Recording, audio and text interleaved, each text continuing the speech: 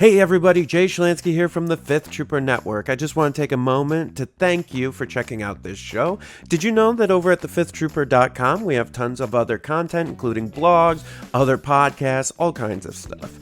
In addition, if you want access to exclusive content, you can join us on patreon.com/thefifthtrooper and join at any level and you'll get access to exclusive blog articles, access to our private Discord, and much more. So please check us out, and thank you so much for all your support. Welcome, everyone, to another episode of the Legion 99 podcast, your source for the latest tactics, news, battle reports, hobby talk, and general Legion chatter. Welcome back, everybody, to another episode of Legion 99.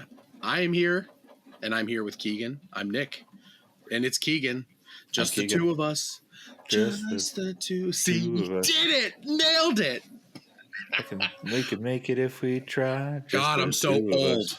I remember when that song came out. Are we going to get sued like Ed Sheeran for singing that? Will Smith's going to come slap you in the face. He's going to come and slap you in the face.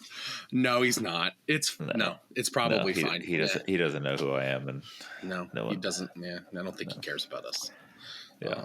As long as you keep his wife's name out of your mouth. Yeah. Anyway. But if you subscribe to the Fifth Trooper Patreon, then he will have more access. We may have more listeners, and then be.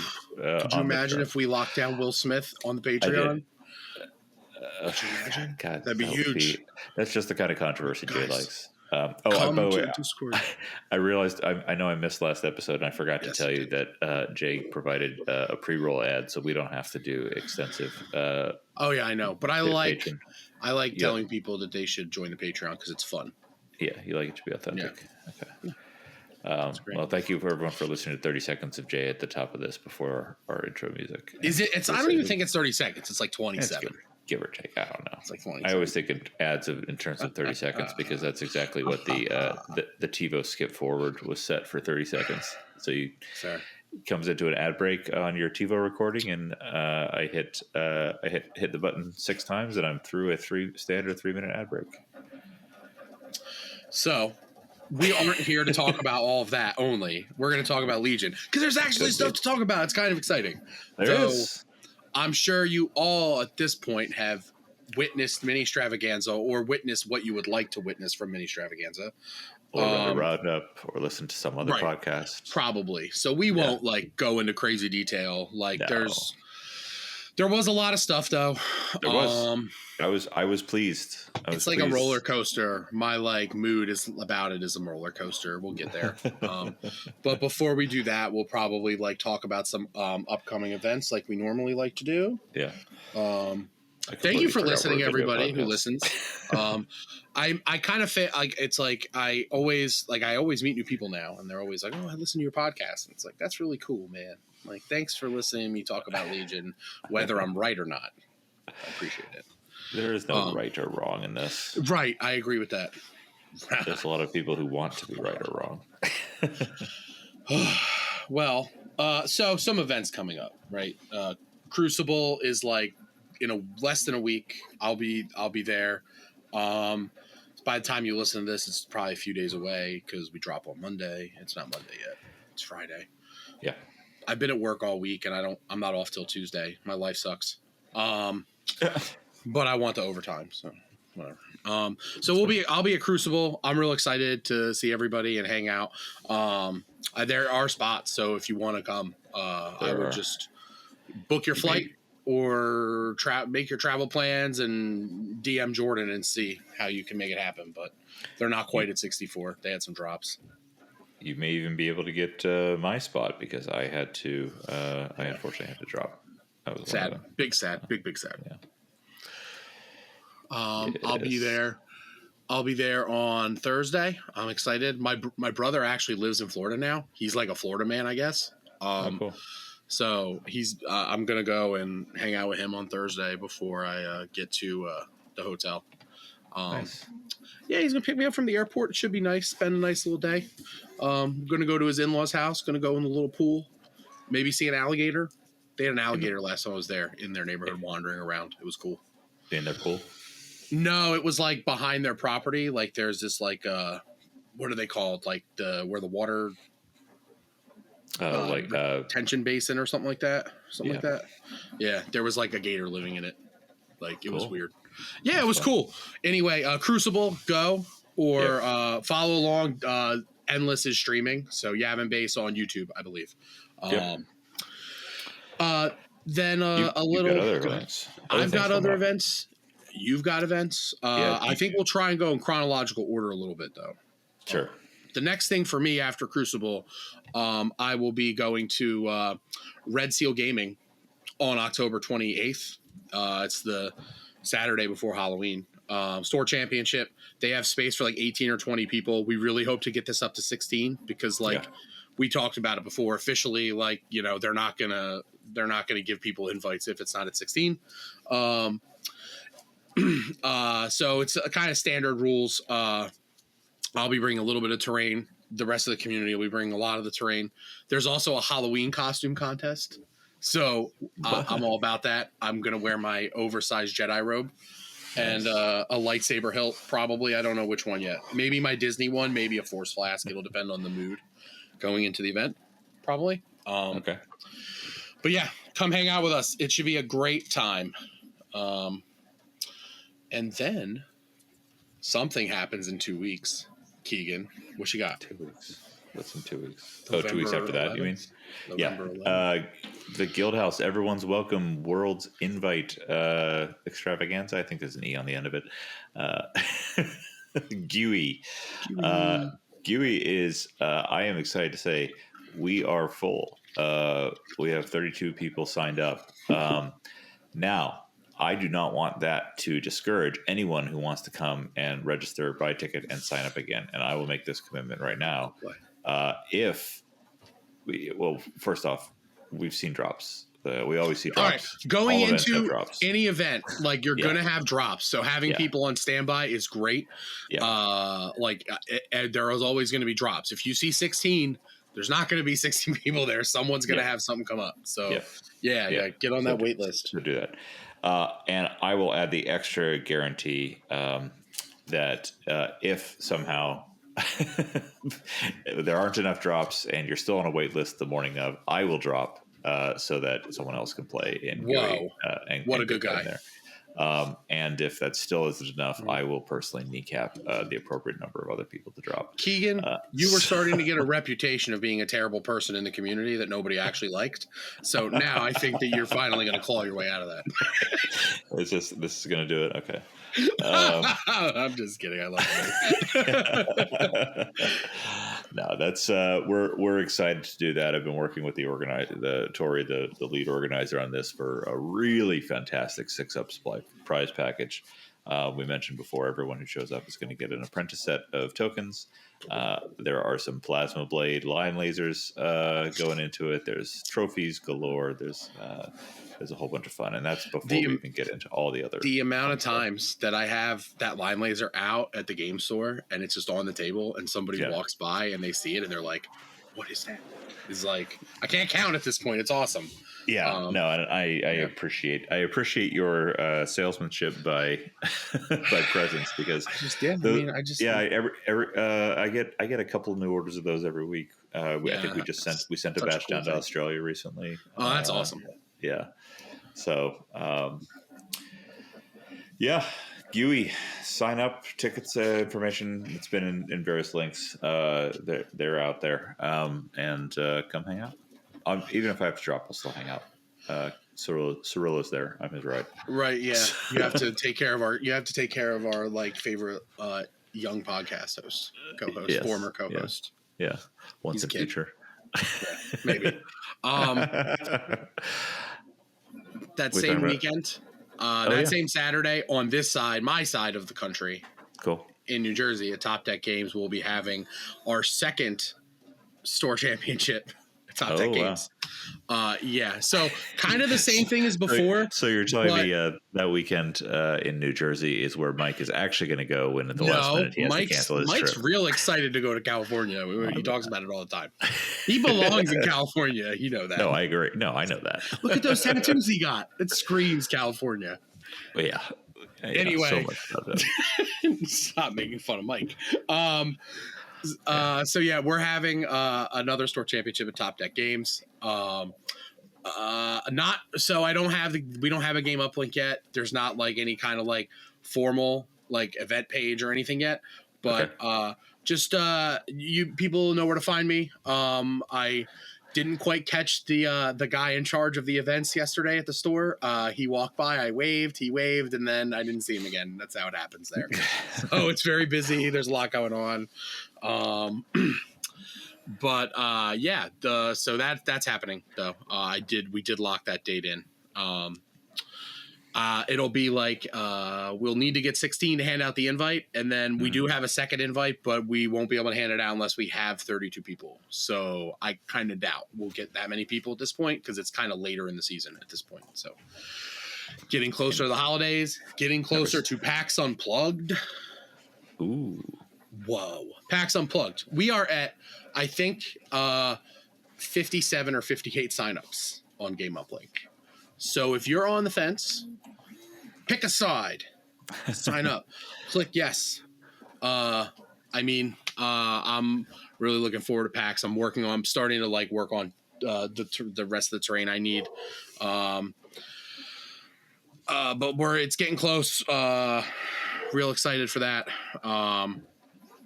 So yeah, I imagine I imagine at some point that Game Uplink page will have 64 people registered. So get your badge.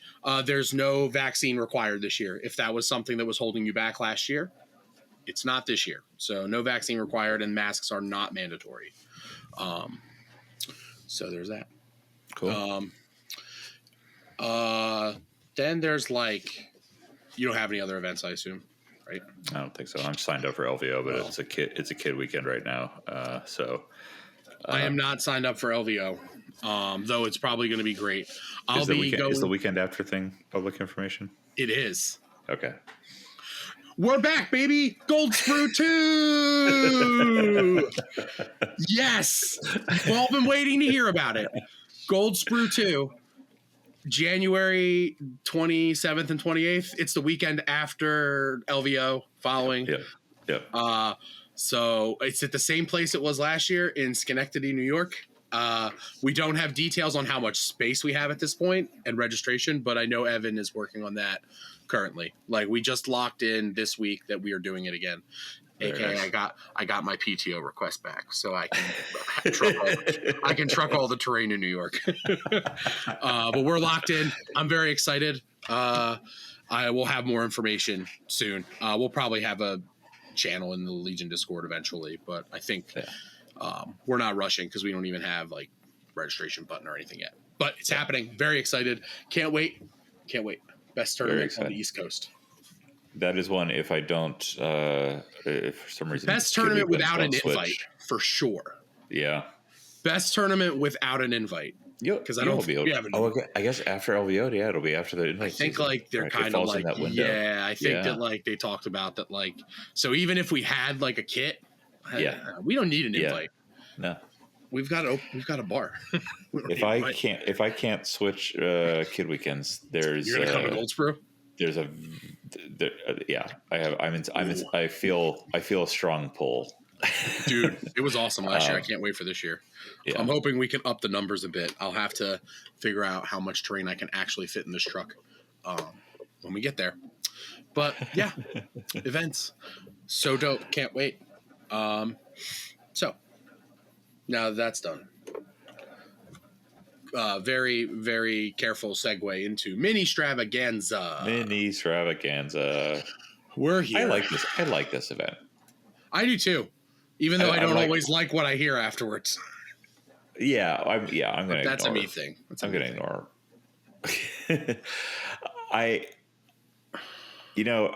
So I was having a conversation about. I think Drake and I were talking, and I'm going to make this as spoiler free as possible.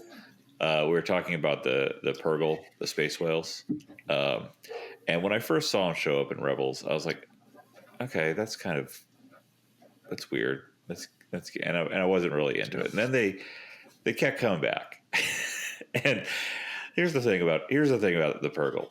The space whales shouldn't make any sense or have any real significance. But when you commit to a bit like they have, and they just double and triple down, and that's these are going to be not only a thing, these are going to be a really significant thing. I'm on board. I dig it. And that's what I think about Ministravaganza. There's a lot of people who are like, we hate getting information in streams or focusing on painting or all this sort of stuff. I think this is different though, right? In general, than like, I think they're mostly talking about like, oh, here's a spoiler in a painting stream. And it's like, we live in an internet age where it doesn't matter. You're going to be able to see it right after anyway. Right. So it's like, does it matter where it comes from or that, you know? Yeah. And so what I'm saying is, the stream is the painting streams are their regular thing, but the big whale of what AMG has decided, this is going to be a thing that's about us, and they really go for it. In terms of just like making, great. No, this we're going to make this our thing. So but that's just. I was playing Legion on Saturday with Mike while it was happening. So that's fun. Yeah, it was neat. We had the laptop on while we were playing. We mostly stopped playing when the stream was on because sure. Oh, this, oh, that. Yeah. Oh, the highs and lows. Let me show you that. But Ministravaganza didn't start on Saturday. It started on Thursday. Yep. Thursday, they released the full rules for Spec Ops. The game mode they added that is better than Skirmish by like 150%. Yeah. It's great that they released the official rules. Yeah. Disappointed. There's still no Shadow Collective Spec Ops list, which is for sure an omission that I hope they fix sooner or later. Sure. I think it will surprise no one who has listened to us for any length of time that I appreciate the effort and the fit for people that it works for, and it's just like I don't have time to care. Yeah, that's fair.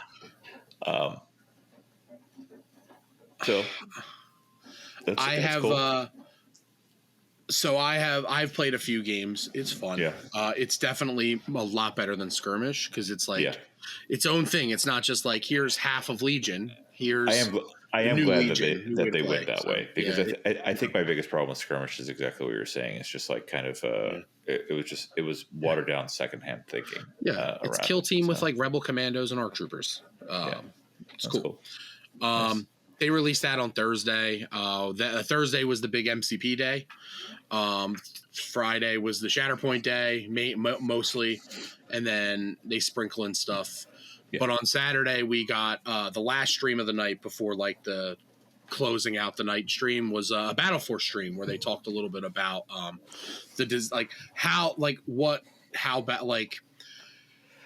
how they want battle forces to work in the game and stuff. And it was nice hearing like them talk about it.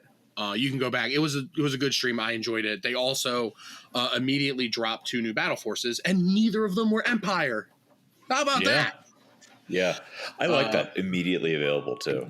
Yeah, it was great. That's especially for something like battle forces. Like that's really leaning into the capability of this concept. Yeah, print and play, just get her done and get it out there. And they are spicy. Yeah, as fast as you could paint Wookiees, get it right. People are like, people are hammering them out for Crucible, like as we speak. I was talking to Mike earlier about it. I'm like, I think the over under is like 2, and I'm taking over. There's going to be at least 3 of them at I think so. There's going to be at least 3 Wookiee battle forces. Because they released a Wookiee battle force, which is something that like a lot of people in the community have basically wanted for a while. They wanted a Wookiee army. You can field a complete Wookiee army. Yeah. There aren't new units for it, but the shooty Wookiees, or which ones? One of them counts as core for army building. I think it's the meaty Wookiees. The melee Wookiees. That makes more sense, I guess. You can take. It's basically like the Kashyyyk battle from Revenge of the Sith. So you can take Yoda. You can take a clone commander, I believe. You can take some phase 2s, and you can take one single bark, which is neat. Yeah. You can take a single bark, which is kind of funny. I guess it's like if you want to run 3 speeders and you don't want to buy 3 fluttercraft, you just throw a bark in. That's still fine. And it's So actually, it did get a unique thing. It did get a unique fluttercraft. Yeah. It's got like a little bombing run thing. That's really cool. Yeah. Attack run. Attack run. I'm sorry. Yeah. Yeah. At the start of the reminder text says at the start of this unit's activation, sorry, my watch just beeped at me. It may choose to increase or decrease its speed by 1 until the end of its activation. So it's basically a better governor. What's his name? Not governor, but oh man, I walked into this one for some terrible radio. Anyways, the guy from Rebels who also showed up as live action in Ahsoka, the first episode of Ahsoka. Ryder Azadi. Yeah, Ryder Azadi. And since he was just a single move, but now the Fluttercraft gets to make the change for its entire activation. It can go up and down. And it can do it. It's not tappable or anything like that. Speed 3 Fluttercrafts. Yeah, it's pretty. It's pretty spicy. Yeah, I love it. It's pretty cool. It's got the other like speeder 2, cover 2, same stuff. It is like a few points more expensive, which makes sense for attack run purposes. Is that all that changed? Attack run and the points? I believe so. Special issue Wookiee Defenders. Yeah. But yeah, it's basically just like all the cool stuff. I guess you can take a saber and an ISP, so that's also cool. Yeah, I should just look yeah, it's neat. I mean, like, I'm definitely super tempted to buy some more Wookiees and a couple Fluttercraft because I don't have any Fluttercraft at all. Because that would be fun to play. And the droid force doesn't interest me nearly as much as this one. I'm with you on that. Yeah, this is really nifty. So I think we covered all the main things. Oh, the first time a miniature in each Wookiee Trooper unit is defeated each round, that unit may make a speed 1 move. Yeah.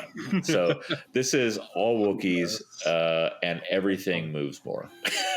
Yeah, it's gross. It's disgusting. Yeah.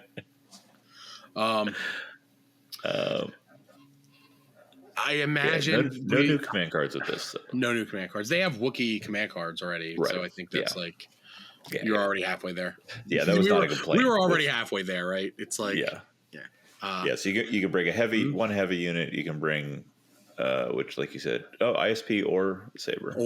Yeah. 3 supports, 3 to 6 core units, Wookiee warriors, noble fighters, which I'm pretty sure are the melee Wookiees. Can be core. Yep, it is. You have to have at least 3 Wookiee trooper units. That's not going to be a problem for anyone who's doing this. I was going to say, I don't think special forces can include up to 4 special forces units. So if you're painting them, and I haven't done the points calculations, you can do 6 Wookiee noble warriors and 4 Wookiee shooty Wookiees. And yeah, it's like it gets they're still very expensive, so it's like probably an 8 activation army most of the time. Maybe 9. Like if you build like a Yoda one, it's like it's real thin on upgrades after Yoda. It's like it gets real thin really quickly. I haven't done a whole lot of this building around this, but I just love the theme. I love the fun. Right. It's like, and people have wanted to run like all Wookiee armies since like Wookiees first came out. Yeah, like it was like a legit complaint, right? The modded army of Rebels at LVO 2020, I think, is an example of how long ago people could want to run this. So now they have rules for it, official. Yeah. The experimental droid battle force is a little different.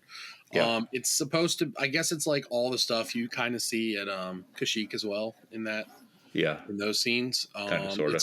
You take either any of the super tactical droids or T series. Well, one of the super tactical droids and or T series. There's no operatives, but there is. You can bring like I think it's like 0 to 2 B2s, 0 to 2 B1s. But they have a special issue Magna Guard that is 60 points instead of the usual 70-ish. I don't remember how much they cost now. They lose retinue, they lose guardian, they lose a health, they lose a courage, their melee is worse, but they gain a model, so it's 4 models base. Yeah. They also only have like one training. This is where it's like, they seem bad. Like if you put a heavy on them, they get like up. They're like 80 plus points, 90 points, and they're only one wound each. So like literally to like range pierce, they're just gonna die. Yeah, you start to have like the larger range. problem. Yeah, like they're just gonna die. I also, like, the day before this dropped, I sold one of my Magna cards. Yeah, but you can also bring a snail. There's a special issue snail tank. Yeah. It loses a lot of its like good offensive keywords, but it gains Arsenal 3. Yeah. And it doesn't have transport, I guess, because it's the one coming out of the water. Right. So the droids would drown on there, I guess. I don't know. They're not really like the most stable dudes. It does have the force of water at speed pushing against you. It does have like a built-in like it's called command node, but it's basically like it gets to order a core trooper at range 1 of it. So that's cool. Yeah. But why wouldn't they call that direct? I don't know. But like some of the basically like the special rules for this army is like direct range 1 to 2. Yeah, that's why.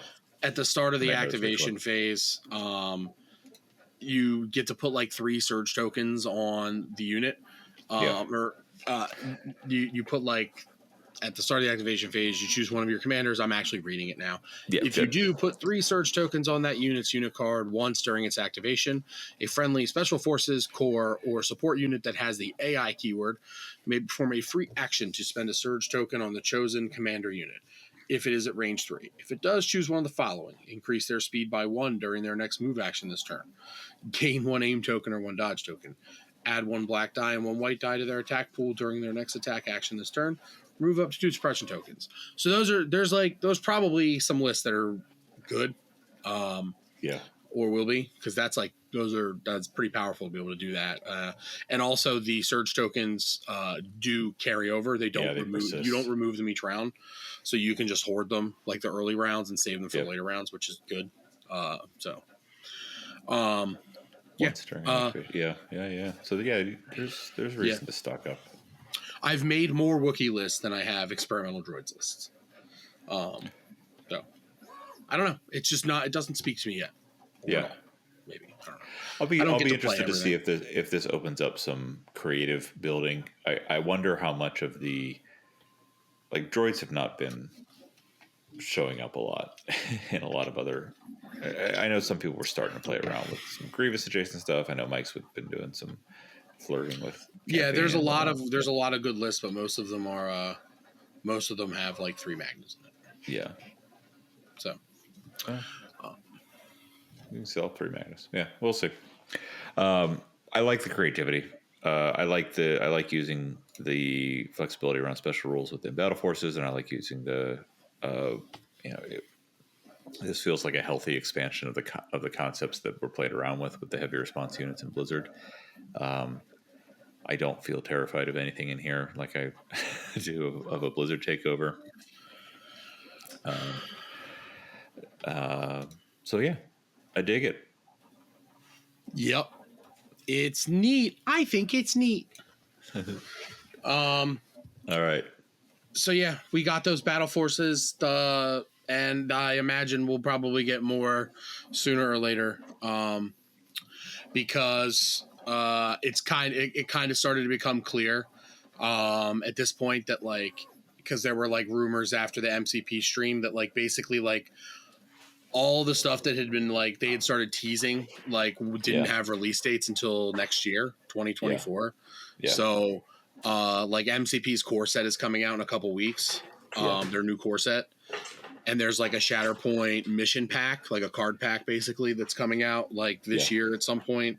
But it's kind of basically nothing else is coming out the rest of the year. Yeah. So we're basically print and play the rest of the year. So that's why I am sad. That is the part that makes me sad because like I really want new stuff because like that's how you that's the sign of a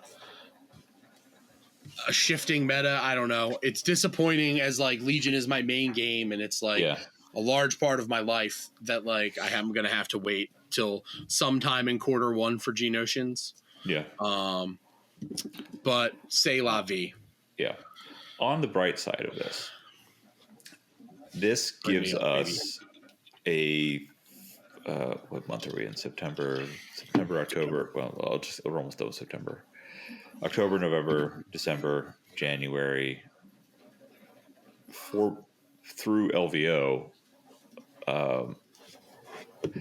arguably basically to Worlds, because we're starting to talk about the roadmap. So basically, no real new units, Geonosians, and something else. What's the other thing coming in Q1? They said so. Q2 is supposed to be Inquisitors. Yes. Yeah. So early Q2. So Q1 it's just Geonosians, and Geonosians we'll go into a little more detail, but I don't think they're going to be like meta changing. I think they're cool as hell. We can talk about it. Yeah, we can talk about it. My point being, this basically gives folks who are more competitive curious leaning a 6-month runway of a fairly stable meta to practice. And I think there's our meta is probably the meta right now is probably the meta for Worlds unless there's like a points update or something. Yeah. Which there probably will be. Could be. When was the last one? Not that long ago. Yeah, we just had one. So I doubt we'll get another one. It was in like maybe like June. Yeah. I think it was June. May or June. It was June. That's right. Yeah. So I think, like I said, there's puts and takes on ever shifting, but we haven't had a ramp into Worlds where there wasn't some kind of dramatic changes in the 3 to 4 months prior. I kind of like the idea of seeing how it feels to have a Worlds where the meta is not terribly different from that in which many of the invites were won, to then kind of judge out on what that looks like. So sure.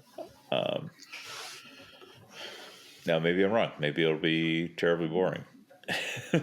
Yeah, for me it's like it's tough because like everybody's expecting something out of Ministravaganza and everybody's expectations are different, right? Yeah. So like if you're a Republic player, you probably went into like if you only play Republic for the most part, your hope out of Ministravaganza was probably like give me some new units. I need operatives. I want to see more about Bad Batch. Yeah. Where's my new battle force? And you only got like half of that. And then also you were told that you're going to have to wait till sometime late in Q2 for the clone commandos that they spoiled at Ministravaganza. Yeah. They didn't give us any details on Bad Batch other than they said that they're releasing like alongside clone commandos. Yeah. So that's, it'll be great. They'll get 2 brand new units. That's, and people have wanted clone commandos and like Ahsoka are like the 2 most like screamed for units for years, like since the game came out, like since Clone Wars was announced. They wanted all those things. So I'm not. I understand disappointment in wanting more, and I think that there's expectation, a reasonable conversation about where expectations came from. Were they external and let down, or were they just internal hoped for? But here's my challenge to folks: knowing that we have what may be a relatively stable meta between here and Worlds, who can find the thing that hasn't been found yet? Because the Legion community is still relatively small, and I think at the kind of the voice, the meta definition and conversation level, we still have a high risk of suffering from echo chamber syndrome. A lot of the conversations post Ministravaganza, especially around some of the Inquisitor stuff we get into, from my point of view, very quickly settled into pretty rapid alignment on truth. So this perception of truth, and we have seen this time and time again where these are the things that have come. This is something comes out. Strong opinions one way or the other on something are held very tightly, and then within months of the new thing coming out, those strong opinions prove to not actually be accurate. Again, one way or the other. So, my challenge to all of those who are who may be feeling a little stagnation in the game, or is to keep trying something new. Take this opportunity where we're on a stable foundation, and go explore the edges. Find where things can come in from a different direction, because that's a fun thing. That's something that I that's how I approach the game. And it's worked. You were and playing hasn't Anakin worked, before everybody else was. Yeah, right. Yeah, because of that. And fully I know acknowledging that a lot of that was out of just petulant stubbornness. And also fully acknowledging that the rules shifted in my favor on that as well. But I wasn't doing too terrible before the rules shifted. So, there's some. I feel like there's something else out there. Like there's some more stuff out there. Maybe it's in these new battle forces. Maybe it's in some assumptions around some of the other standing stuff that just hasn't been fully fleshed out yet. But that's my challenge. All right. Let's talk about Geonosians. Because I'm excited. I am too. They are just models are amazing. Yep. I'm excited to paint them. Can't wait. I'm skeptical about assembling them. I feel like contact points might be fun. Probably. I'm also someone who has not assembled B1s yet. So, but they look great. Oh yeah. So Geonosian warriors, they are core. Yep. They are separatist alliance core. They are not mercenaries. So yeah, they're getting their third core option. Yeah. Yay. Yeah. They come in at 45 points. 1 health, 1 courage, white save, surging on block, speed 2, black die melee, black white range 1 to 2 with their sonic blasters. They can take a heavy and a personnel, no other upgrades. So they're a little bit more expensive than Rebel troopers, and they're no more durable. They do not have any, and like on the card they have jump 3 for a free action, not a you have jump 3. This is a free action that is jump, so they can move 3 times around regularly. It's still a move action, so they can still only do 2 moves in a turn, right? No, it is a free action for jump. It is free action jump, so they can jump once and then they can use their scale to move 2 other times. Speed 2. Wow. All right. Yeah, however, they have 2 brand new keywords along with scale. They have the first one is called Death from Above. When this unit attacks, it ignores cover if this unit's leader is overlapping a piece of non-area terrain of greater height than any terrain the defending unit's leader is overlapping. So that is going to need a clean that we're going to need a rule book entry for that, or a forum to explain it. Cause why not both? It's very confusing. We're not going to go super into that. It seems really cool and thematic. I love it. It's really neat. The rule as intended is basically if you're coming at them from above, you ignore cover. Mando should have that too. Hot take. All Mando. I 100% agree with that. Rebel Mandos, Shadow Collective Mandos, they should all have that. That would be really cool. Make it happen.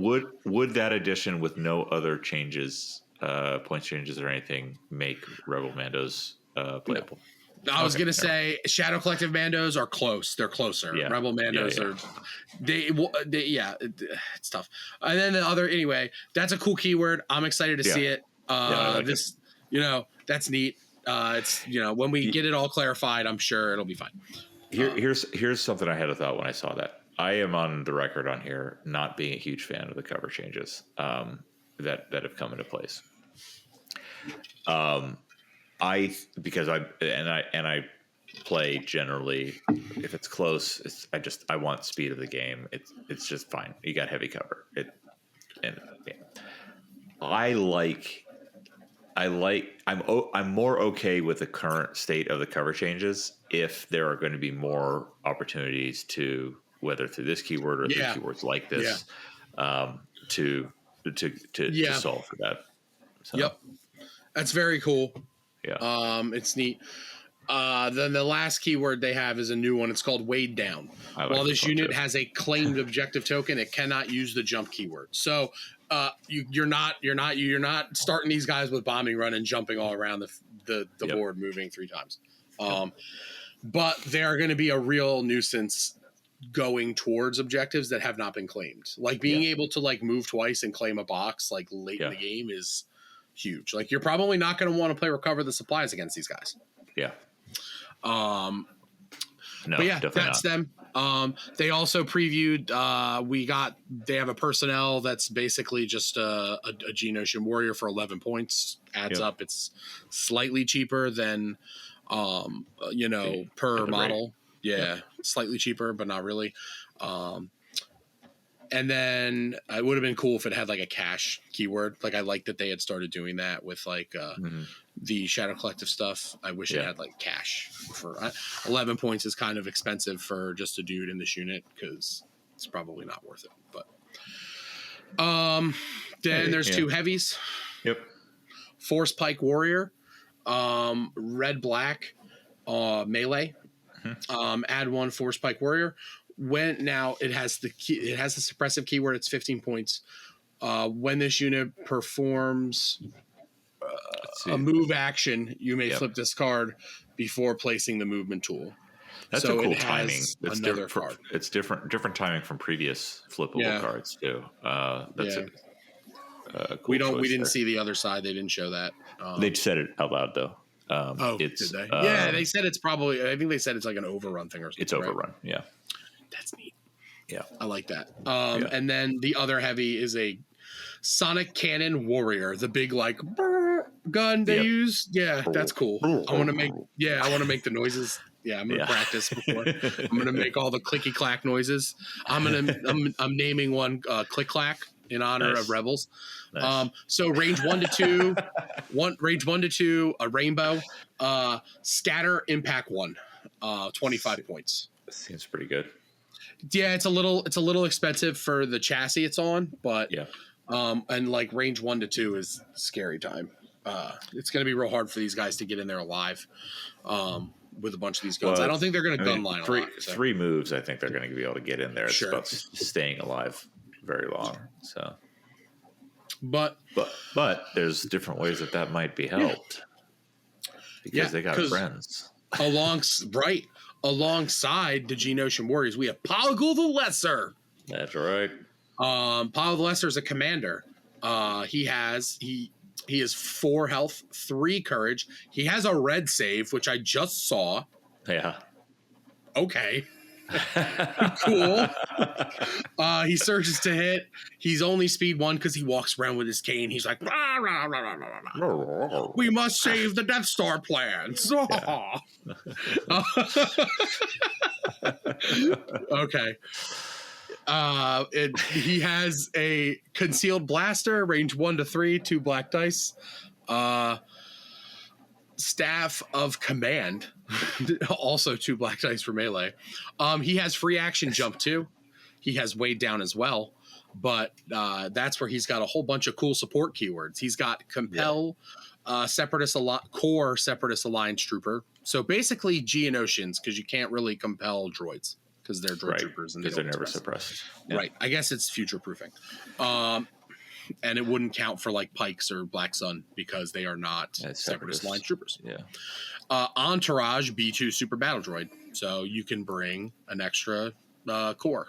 That's cool. So, and he has override too, which is great. It's less good on a non-droid trooper commander because suppression matters more. But that's still really good. He has 2 command slots, a comm slot, and a gear slot. And he's becoming an Encourage 3 too, which is going to be really useful for that. Yeah, that's really big. I mean, you'll probably, if you're running more than 1 or 2 Geonosians, you'll probably see Poggle around because it seems good. Yeah. I think there'll be some cool Geonosian B2. And he has command cards too. He does. Do you want to hit Sun Fact first, and then? Yeah, let's, because he only has one that we saw, right? Yeah, I think he just only has one. They said maybe. So Sun Fact, if you played X-Wing, you know who this guy is. Otherwise, you don't. You don't know who this guy is because, but thanks, Evan Paul, for reminding me. He's an operative. He comes in at 90 points. He has free action jump 3. So basically he can go wherever he wants, essentially. Terrain doesn't get much higher than 3. I can tell you that from experience because I need to make something that is like, I'm going to need to go back to Geonosian tables and make like a height 4 piece just so that I can say, fuck you to Sun Fact. 2 foot tall Geonosis pillars and platforms. There you go. He has 5 health on a white save. We going backwards now. Yeah. Surge to block, 2 courage, surge to hit. Sun Fact, Sonic Carbine, range 1 to 3, red, black, white, suppressive, and his Force Pike, which is 2 red and a black, pierce 1 in melee. Yeah, I'm fine with him having 5 health on a 90 point chassis. Yeah. He's got a training slot, comm slot, gear slot.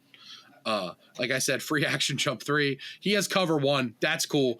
I kind of feel like maybe the regular guy should have had that too, just because like that would have been thematic. I don't know. Maybe can give them something to feel better about themselves defensively, but they already have a lot of keywords, so it's probably fine. Yeah, they're fine. He also has Death from Above. He has direct Geonosian Warriors, Retinue Poggle the Lesser. That's great. Scale and Weighed Down. So more tokens out. Like you're going to have a lot of tokens out all the time with this army. So that's great. Yeah. Death from Above on that single rainbow is going to feel a lot better than because I've shot I've done a lot of things with single range rainbows. 1 to 3. And it is depressing with any sort of cover. So that's great. Yeah, he seems good too for 90 points. Like I don't know. I was making some lists with like all Geonosians and like a few droids, just like and there's a lot there. I'm really excited. I probably will mess around with that quite a lot. I'm really excited for the bug peoples. Nice. But they also have some command cards here. They do. I want to start with the 4 pip. Okay. Because Poggle has a 4 pip. Actual 4 pip. So. It counts as a 3 pip when you're building your hand. Yeah. It says, we make weapons for droid trooper units. When building a command hand, treat this card as though it has 3 pips. When a core droid trooper unit is issued an order with this card, it may choose to return its order to the order pool. If it does, you may return a defeated miniature to the unit with no wound tokens and remove 1 suppression. Seems really good on B2s. Oh, yeah. Yeah. Me and Mike started building a lot of lists because we both have a lot of B2s. I think he has like 3 or 4 and I have 4. So it's like, this speaks a lot to me. Like maybe like Poggle with like 4 B2s and like 3 Geonosians and Sun Fact and something else. Because with Entourage, you can get up. Yeah. You get the extra core. Yep. It's a lot of range 1 to 2 stuff, but when it gets there though. When it gets there, yeah. Spicy. And this is like 8 wounds potentially. And I think, you march the B2s in first because you're going to have this 4 pip to play at some point and just Yep. After they've taken wounds, you play the 4 pip, bring them all back to life. Seems good. Yep. All right. I'll take the 2 pip. Go ahead. 2 pip on Poggle. We serve the Queen. 1 unit. A friendly Sun Fact. Loses direct Geonosian Warriors this round, so you're only bringing this if you're bringing Sun Fact, maybe. Friendly Sun Fact I guess not. Friendly Sun Fact and Geonosian Warrior units gain coordinate Geonosian Warriors. When a friendly Geonosian Warrior unit with a face-up order token begins its activation, it gains 1 aim token. Are we guessing it's and 1 dodge? Yeah, it's and something. Yeah. It could be a surge, I guess. There's not a lot of room for text there. I don't know. Yeah. I guess surge and dodge are like the same amount of letters, though. So, yeah. Ironically, as they were presenting these in the Ministravaganza panel, they refused to read them themselves because they're like, they can just read them on the screen. But Anyways, okay, so don't necessarily have to have Sunfact for this to work. I think it's mostly just so that you can't keep like so you can't direct chaining orders. Yeah. They don't want to make it too easy for you. So you're gonna give one order out, but if you've got another way to give a direct order to whatever, well, I guess the B2s don't. Anyways, he has entourage, so he gets to give an order to a B2 anyway. Yeah, but they don't chain them, right? Right. No. Yeah. They don't chain. So it's basically turning Geonosians into B1s for a round. So order control's good. Order control's good. And free tokens for face-ups are good. Yeah. It's a good 2-pip. Yep. The 1-pip, Poggle's 1-pip. Let the executions begin. That's fun. Poggle the Lesser. During the issue order step, you may issue up to 2 orders to friendly droid trooper units at range 1. During Poggle the Lesser's activation, friendly non-panic droid trooper units at range 1 of Poggle the Lesser gain fire support. Poggle the Lesser may make 2 attack actions during his activation. So that's neat. I don't know how often Poggle's going to want to attack, but I mean, if you can fire support B2s. Yeah, I mean, you're getting... on top of that, that's pretty good. You're getting 3 orders to B2s because of his entourage, and then 2 orders off this card. If you're in close, and then Poggle's weapon is what, range 3. Yeah, I mean it's not great. It's not a great attack, but I mean, I'll be honest. I think this feels more like get the orders out there, get the fire support. I think his 2 attack twice is bait. I think this is better with Geonosians fire supporting with B2's fire supporting like fully loaded Geonosians for that when they get in round. So that's my take. All right. What's up? You don't have thoughts? I have thoughts. It seems good. I don't know. I like Sunfax card a lot though. Yeah, no, Sunfax card's great. Yeah. You know me. I get drawn to anything with fire support.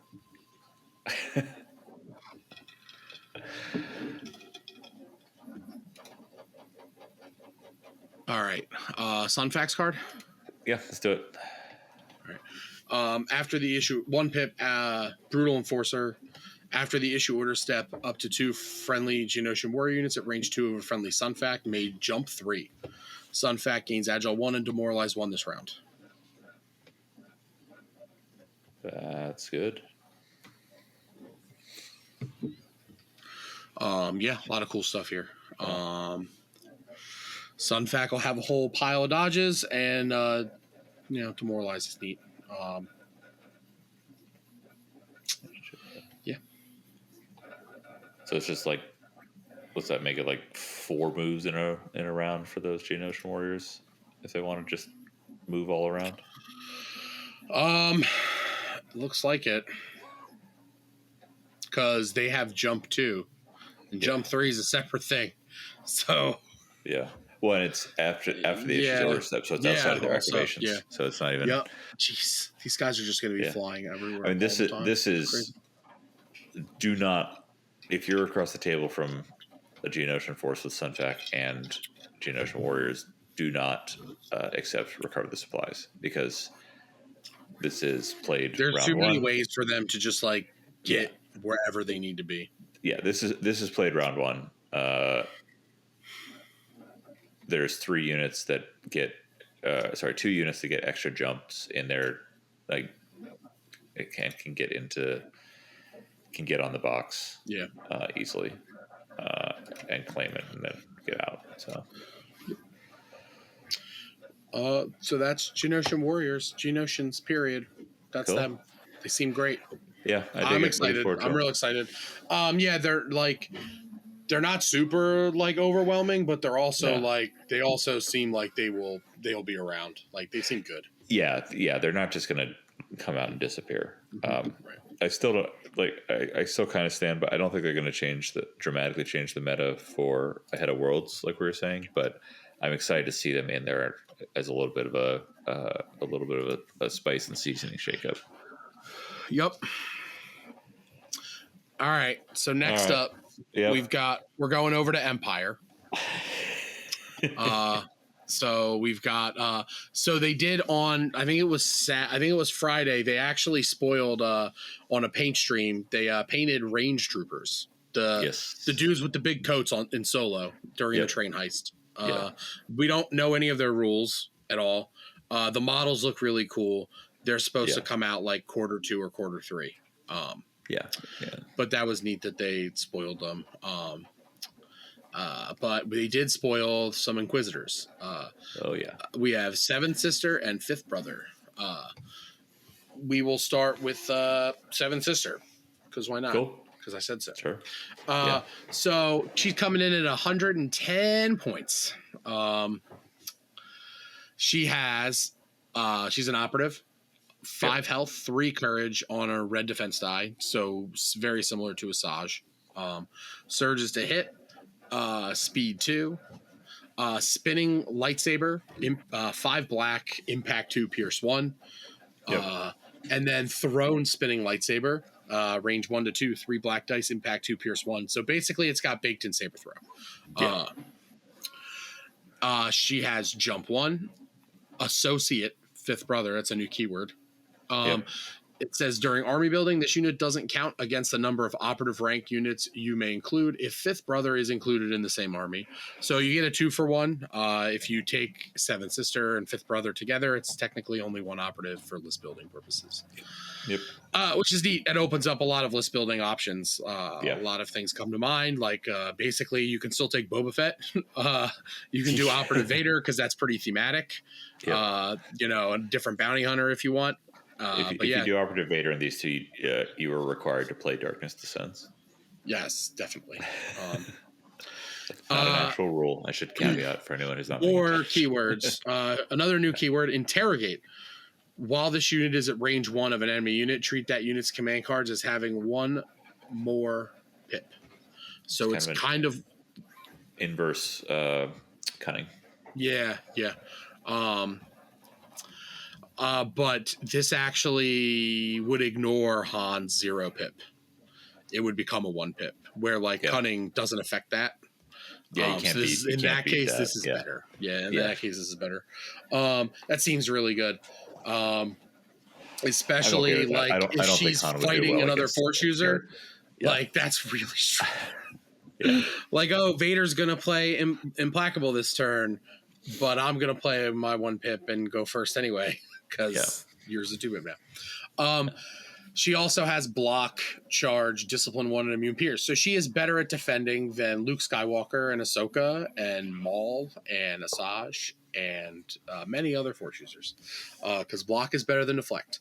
My hot take is that I would rather have block on my Force user than deflect at this point. But yeah, charge is good, especially on 110 point Force user. Discipline 1 is great. Remove a suppression when you issue an order or issued an order. Unlikely to be suppressed if she orders herself and has 4 suppression. She's going to get to pop 1 off and then rally. And immune pierce, as Force user should be. She has 2 training and 1 force, so you can't probably putting force push on her most of the time because it's really good, and we'll get there. I heard some complaining about basically having the baked-in saber throw, and I'm okay with it. I'll be honest. I think you don't want to give 2 force slots to these guys. I agree, but wouldn't it be great if Anakin Skywalker had a baked-in saber throw and could take 2 force? I mean, this is basically the same. So I think the way Anakin is played, yes. I think thematically, I think that would take away some of the biggest decisions around what upgrades they bring on. That's fair. Anakin, especially with his tempted keyword. I don't love it. They have a lot. There's a lot. These guys are really good. 110 points for Force user. That's good. She's good. Let's go to Fifth Brother real quick before we get to the upgrade card. Fifth brother, he's 105 points. 6 health, 2. He's only 2 courage, surge to hit, speed 2. He has the same throne spinning lightsaber, but his spinning lightsaber has impact 2, pierce 1, and ram 2. Ram, if you don't remember, is on tauntauns, and basically, if you make if you make a move that is your entire length of your maximum speed, like at any point during your activation before you attack, or during your attack, you get to change any die to a crit. Face it. It's not like marksman or Jarkai, where it's like hit to a crit. It's like anything to a crit. So on 5 black dice surging to hit with impact 2. This guy's going to be a menace to anything with armor. Well, I mean, period. Like, he's just going to get to, like, he doesn't need aims. Like, Ram's really powerful. Ram's really good. Now I'm a little.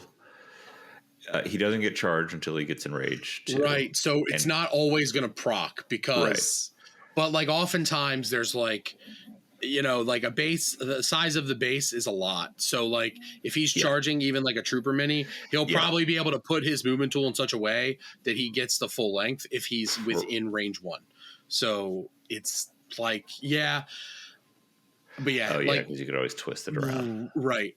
Because he has Dauntless. We've seen that. If he's suppressed, he can take a suppression and just move forward. And he has Enrage too, which is Chewie's keyword. Except only at 2. If you have 2 or more wound tokens, treat your courage as dash and you gain charge. So it's only 2, but he only has 6 wounds. So he's going to be he's going to be down to 4 wounds left when he's taking advantage of Enrage. He also has block and immune pierce. He doesn't have quite as many keywords as his sister does, but that Ram 2 is good. Yeah.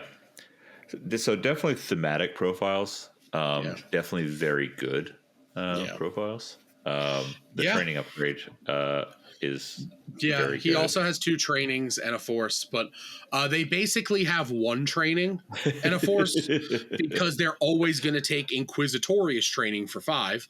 If you Inquisitorious training, 5th brother or 7th sister only. This unit gains Demoralize 1. That's good on a force user. When a unit at range 1 exhausts a force upgrade, you may roll a red defense die on a block or surge result. Cancel this effect. The upgrade remains exhausted.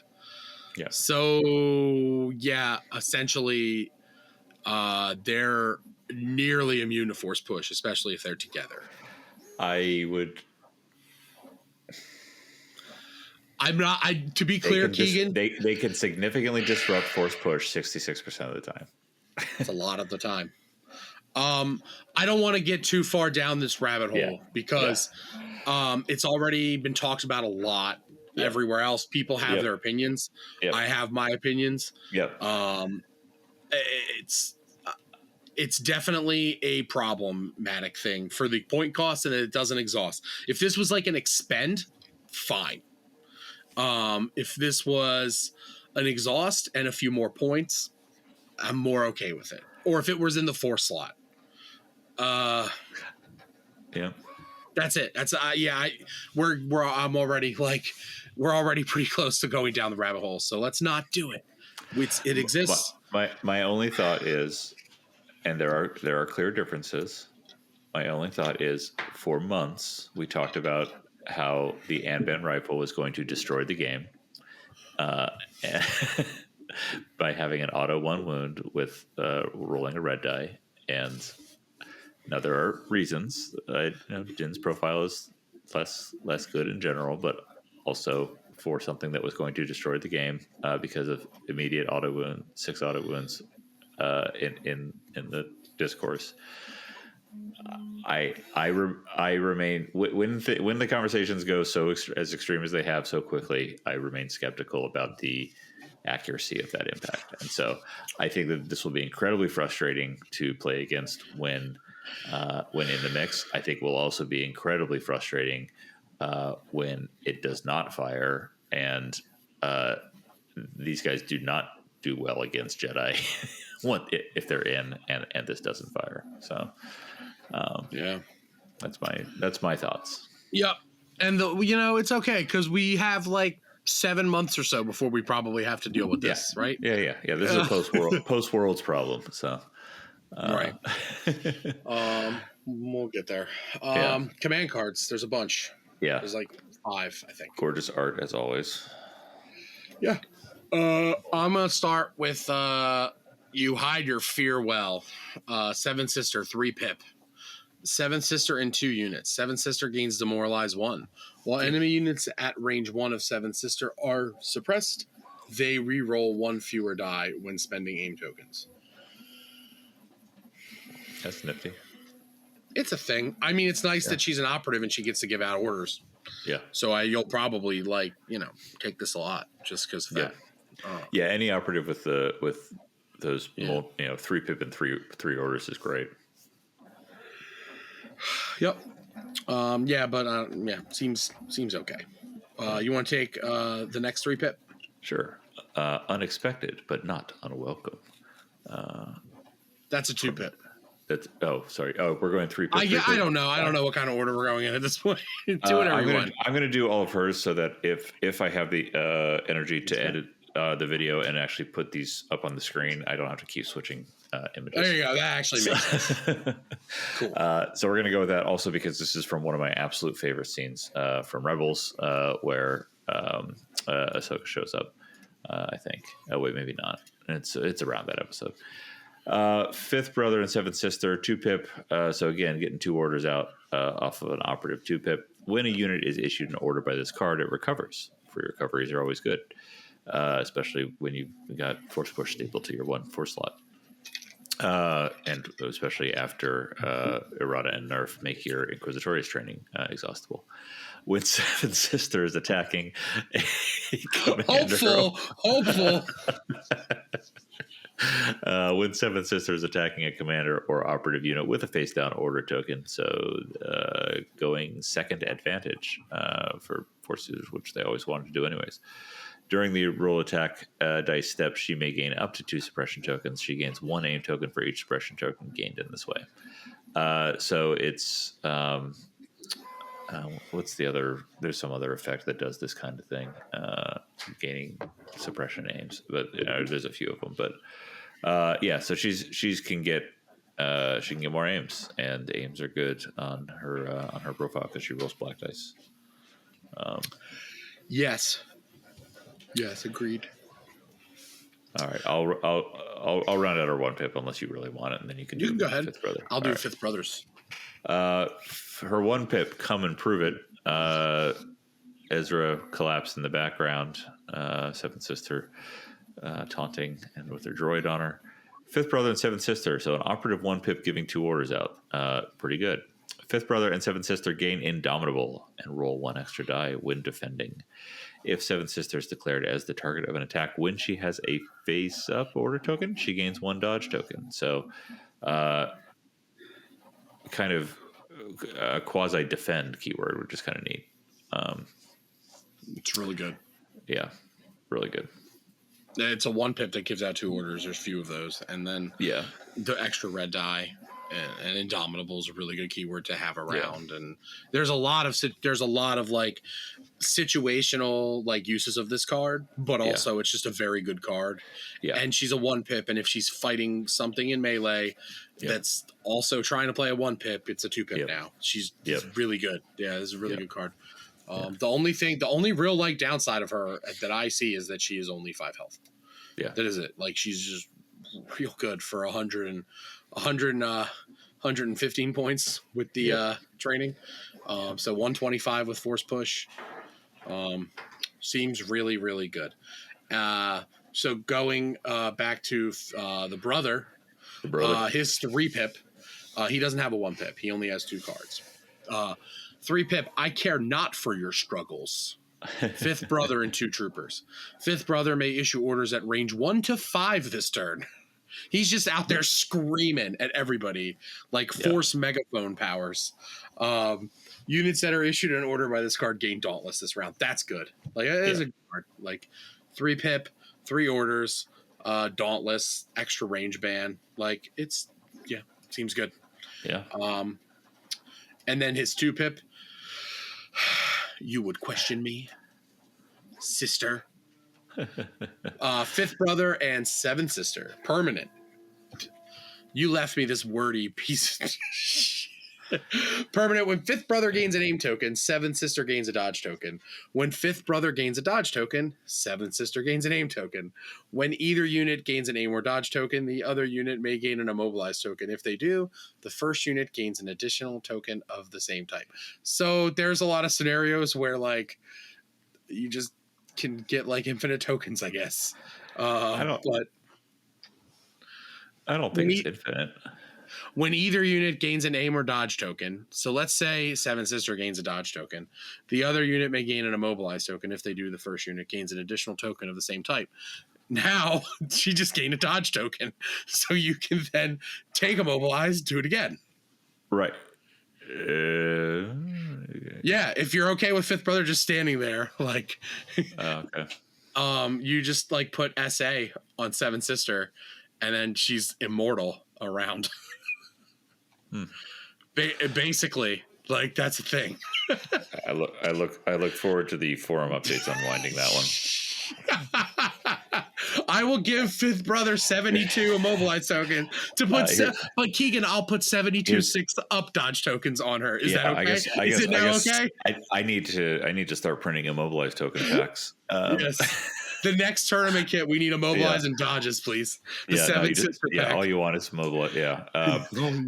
Here's where we solidify getting canceled by AMG. I'm gonna look forward first to the first forum post that justifies this as written, and the edit to that forum post within 12 to 36 hours that gives the actual answer. Sure. Yeah, I think you're probably right.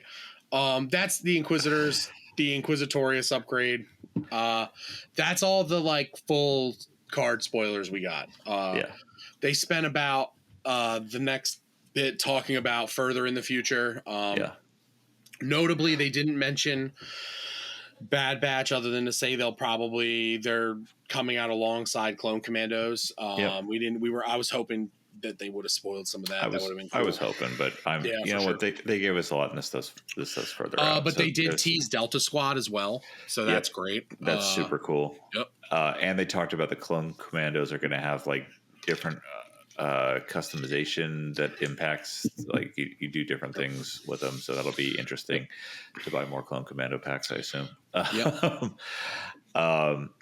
We could kind of hit this. A couple things. I'm excited about the specific units coming out: Clone Commandos, Bad Batch, Delta Squad, Range Troopers. We also got unpainted renders of things like the Crab Droids, the Rebel Saboteurs, which are based off of like townsfolk and those sort of things. They tease Secret Mission in it, like in the unit somehow. Yeah. Oh, nice. Skull, like the models look cool. They tease that. They also mentioned that like Range Troopers aren't core. Oh, there's something else. Okay, so we're like they could be special forces. I mean, it's like we wouldn't have thought Dark Troopers would have been heavies, right? It's like, it works. So we'll see. I'm really interested. Calling it. Empire has a lot of like long range shooty guys, so I really wonder how these guys are going to be different. Maybe they have like magnet boots that make them immune to force push. Who knows? But the Rebel Sabs, they also announced, and this is like the biggest only immune to force push thing. If they're on top of terrain that was predetermined to be metallic. Sometime down the line in like a few years, 2025, we're going to start getting hard plastic reprints of like the original stuff. So they showed a Leia sculpt that was much better than the one we have. They showed an operative Luke sculpt that looks pretty cool. All kinds of tactical rocks. They also showed like a Commander Vader sculpt. And some Stormtrooper sculpts and some Rebel Commando sculpts. But they did say that basically like everything will eventually be in hard plastic. So that's like the light at the end of the tunnel. Like overall, my impressions of Ministravaganza were like, I'm disappointed for like the near future, but it's great that like they confirmed that this game is like a long-term plan. Yeah. Which is like, not that I thought it wouldn't be, but it's great to hear and see that like they are planning stuff years ahead. Like they're working on stuff for years, whatever kind of, and the fact that they're not releasing anything this year, it's probably out of their hands. So like, I do not blame AMG at all for that. That's probably an Asmodee thing, probably some kind of like production issue that they're not going to be allowed to talk about. So we'll never know for sure. Yeah. But yeah, that's like, that was basically it. I think the only thing that could have really made it better, if they had like, teased like a Gar Ahsoka or something like that. Cause like, but at this point, maybe it's never coming. It will be announced with the Imperial Officer article. So that was Ministravaganza. Yeah. It was good for me. Was it good for you? It was. I had the kids that weekend, so I was in and out wherever I could be. Yeah, me and Mike kind of watched the stream. It was great while we played. I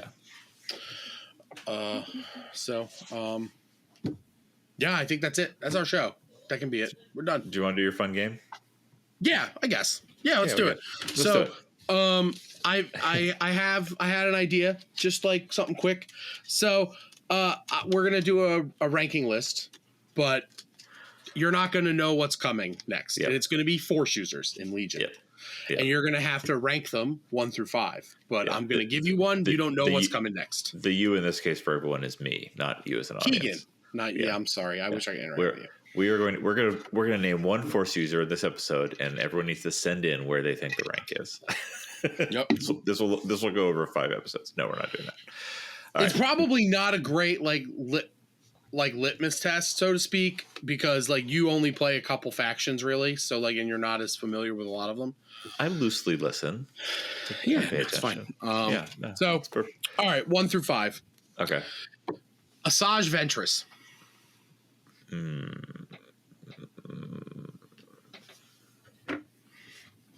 4. 4. Yeah. Okay. I don't know. I probably should put 3 just because that's a smart play and starting in the middle, but why not? Shadow Collective Maul. I don't think. Oh, do people like him? Yeah, 3. Okay. Yeah. Let's say he's. Yeah. I think Ventress is probably better now that we're in. So I'm already shooting myself in the foot, stabbing myself in the foot with extra lightsabers. But Obi-Wan Kenobi. 5. I wish it was different. And somehow I suspect you're not going to give me Anakin and Aunt Vader for the last 2. Emperor Palpatine. Oh, he's up there. I think he's at 2. I think Palp's one of those that, in the right hands. Okay. He's not for everyone, but in the right hands, he just still murderates. So. All right. Your last one is Commander Luke. Yeah, he's the OG. So of course I had this plan from the beginning. All right, Commander Luke. Okay, Commander Luke, best Force user. Here's the bonus shot. I made the challenge. I threw down the gauntlet earlier. Hey, you've got a stable meta in here worlds. Find something that works better. Bonus Legion 99 bonus challenge, which Nick may disavow from Legion 99 and make this just Keegan's challenge. Do it with Commander Luke. disrupt worlds with a Commander Luke list. I dare you. I dare you. I dare you to prove me right from this. So yes, right. The official Force user ranking, because we all know how much I love just these goddamn ranking games to begin with. The official Keegan Evans Force user ranking is Commander Luke, Emperor Palpatine, Shadow Collective Maul, Asajj Ventress, and Obi-Wan Kenobi in that order. Yeah, I mean, I think you got it. You think you nailed it. I think you nailed it. Yeah. I mean, no doubt, no question. All right. No further, no notes. That's it. Yeah, nothing. That's a fun game. I like that. Yeah. Well, thanks everybody for listening. We'll catch you next time. Might be a delay in the next recording by like a week. We haven't figured that out yet. But we'll just peek behind the curtain. We're doing every other week. or no, sorry, not every other week. We're doing when two. Keegan doesn't have kids weekend. Yeah, we're doing 2 a month, and so every few months the alternating weekends rotates. So yep, we'll be back. We'll be back in October. That's for sure. Yeah. Jay demands his content. Yeah. We'll be back in October. Nick will talk about Crucible. We hope. We'll talk about Crucible, whether we were there or not. I plan to go. Yeah, go. Do it. Hey, maybe we could have some guests on. You guys did great. I didn't really listen. Oh man. Jeez. I did have a question for you. I meant to say this at the top, so anyone who stuck around. What the frick did you guys say? Because I was just reading the YouTube comments. What did we say when? In the last episode, you, Rich, and Mike. There was those were some of the most aggressive YouTube comments I'd seen. Oh, I didn't read them. Now I gotta read them. We said stuff. Yeah. I'll put this in as like a bonus at the end. I'm gonna list. I'll cut us off. Bye, everyone, and stick around after our. Do you hear the YouTube comments? They told us not to read the YouTube comments ever. What have you done?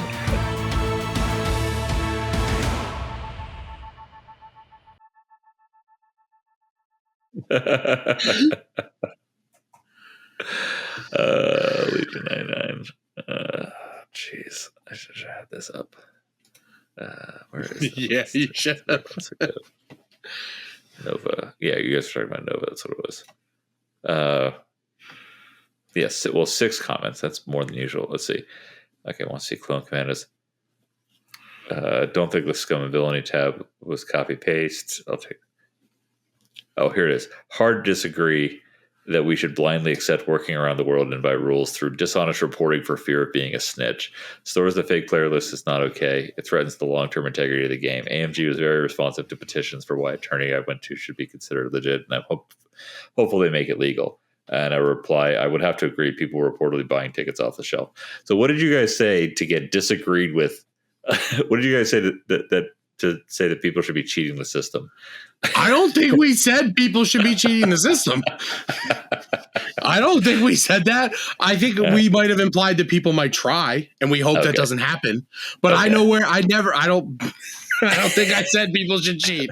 Yeah. That is not what I said. Yeah. But and this is my responsibility. I edit and publish these things. I fully own that when Nick said no edits required, I was lazy and I was like, screw it, it's probably fine. It was fine. And I'm sure it was fine.